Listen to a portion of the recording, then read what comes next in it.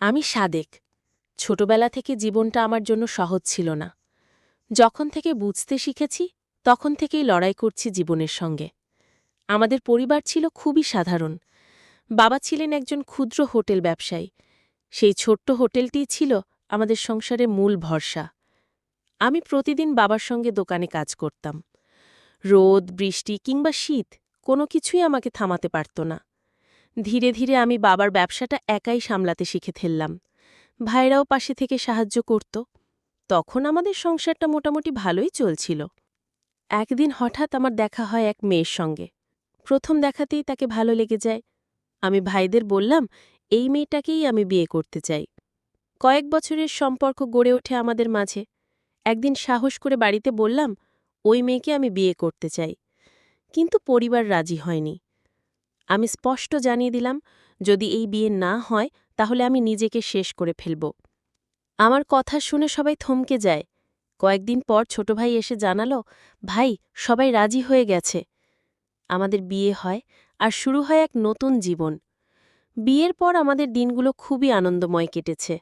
বছর ঘুরতেই আমাদের ঘর আলো করে আসে এক কন্যা সন্তান। আমরা তার নাম রাখি সুইফিয়া। কিন্তু কিছু দিনের মধ্যেই সেই ফুটফুটে সন্তানটা আমাদের ছেড়ে চলে যায়। আল্লাহ যেন আমাদের পরীক্ষা নিচ্ছিলেন। ২ বছর পর আবার একটি পুত্র সন্তান আসে। তখন আমি সেন্ট মার্টিনে কাজ করতাম। সন্তানের খবরে আমি দৌড়ে বাড়ি যাই। ওর নাম রাখি শরীফুল্লাহ। আরও কয়েক বছর পর জন্ম নেয় আমাদের আরেক কন্যা সন্তান সুফাইরা। আমাদের সংসারে যেন আবার আলো ফিরে আসে। এরপর আসে সবচেয়ে খুশির সংবাদ, আমি আবার বাবা হতে যাচ্ছি। সেই আনন্দের ফল ছিল আমাদের ছোট সন্তান সাহাদুল্লাহ করিম। কিন্তু সুখ যেন বেশিদিন থাকে না। সুখের সংসারে নেমে আসে অন্ধকার। একটি সন্ত্রাসী বাহিনী আমাদের জীবনে ঢুকে পড়ে। তারা হিংসা ও বিদ্বেষে জ্বলে উঠেছিল। কারণ কেউ ভালোভাবে চললে সমাজে কিছু মানুষ সেটাই মেনে নিতে পারে না। তারা আমার ওপর একের পর এক হামলা চালায়। ব্যবসায় ধস নামে। আমি আর্থিকভাবে ভেঙে পড়ি। তখন আমার পাশে ছিল না কেউ, শুধু আমার স্ত্রী আর শাশুড়ি। একসময় যাদের অভাব ছিল না, সেই বন্ধুরাও হারিয়ে গেল।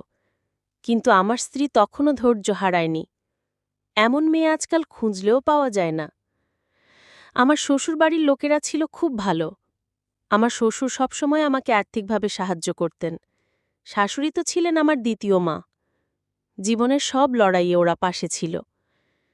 তবুও দিন দিন আমি অনুভব করলাম, এইভাবে আর চলা যায় না। একদিন সিদ্ধান্ত নিলাম, আমি মালয়েশিয়া চলে যাব। বিদেশে গিয়ে নতুনভাবে জীবন শুরু করব। মালয়েশিয়া এসেছিলাম প্রায় ৩ বছর আগে। নতুন পরিবেশ, নতুন কাজ, নতুন যুদ্ধ। এই সময় বুঝলাম, জীবনে টাকা থাকলে সবাই পাশে থাকে। আর যখন টাকা পয়সা না থাকে তখন আপনজনরাও দূরে সরে যায়। তবুও দুজন বন্ধু আমার পাশে ছিল সবসময়, ফারুক আর রফিক। ফারুক ছিল নম্র, ভদ্র, শিক্ষিত, একজন সত্যিকারের বন্ধু। আর রফিক ছিল খুব সাধারণ পরিবারের ছেলে, কিন্তু অন্তরে ছিল বিশালতা। তারা আমাকে ভাঙতে দেয়নি। আজ আমি সাদেক, একজন যুদ্ধজয়ী মানুষ। আল্লাহর রহমতে এখন আমি আর্থিকভাবে সচ্ছল। তবে মনে পড়ে যায় সেই সময়গুলোর কথা, যখন ছিলাম একা, ভেঙে পড়েছিলাম। তখন কেউ পাশে ছিল না। আর এখন সবাই বন্ধু সাজতে চায়।